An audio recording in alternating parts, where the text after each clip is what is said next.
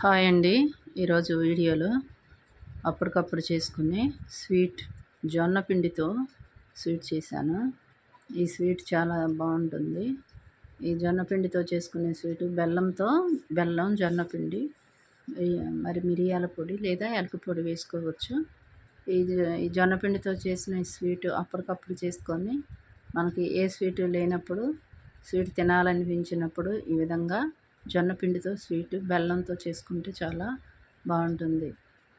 ఇక్కడ నేను ఒక చిన్న గిన్నెతో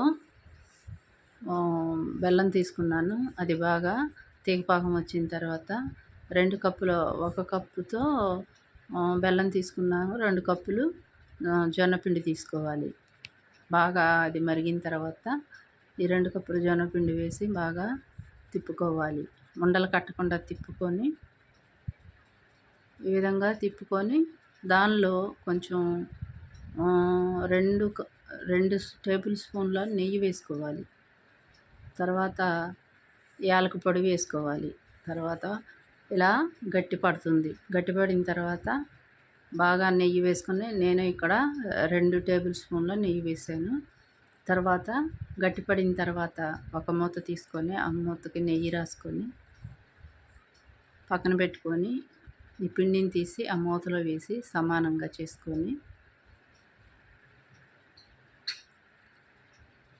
ఈ విధంగా చేసుకున్న తర్వాత ఒక ప్లేట్ తీసుకొని ఆ ప్లేట్తో దాని మీద బోర్లించి రివర్స్గా తిప్పుకుంటే మనకి స్వీట్ రెడీ అయిపోతుంది. చూడండి ఎంత బాగుందో. అప్పటికప్పుడు చేసుకునే స్వీటు మనకి ఏమీ లేనప్పుడు ఈ విధంగా స్వీట్ చేసుకొని తింటే చాలా బాగుంటుంది. జొన్న పిండితో బెల్లంతో చేసింది చాలా ఆరోగ్యం.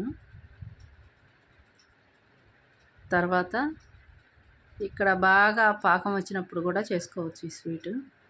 కానీ ఇక్కడ నేను కొంచెం మెత్తగా ఉంది, అయినా సరే చాలా బాగుంది, టేస్ట్గా ఉంది. తర్వాత జీడిపప్పులతో గార్నిష్ చేసుకొని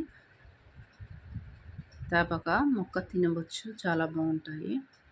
ఈ విధంగా అప్పటికప్పుడు చేసుకునేది ఒకే నిమిషంలో చేసేసుకోవచ్చు. ఈ స్వీట్ బాగుంటుందండి, తప్పకుండా చేసుకోండి. అంతేనండి.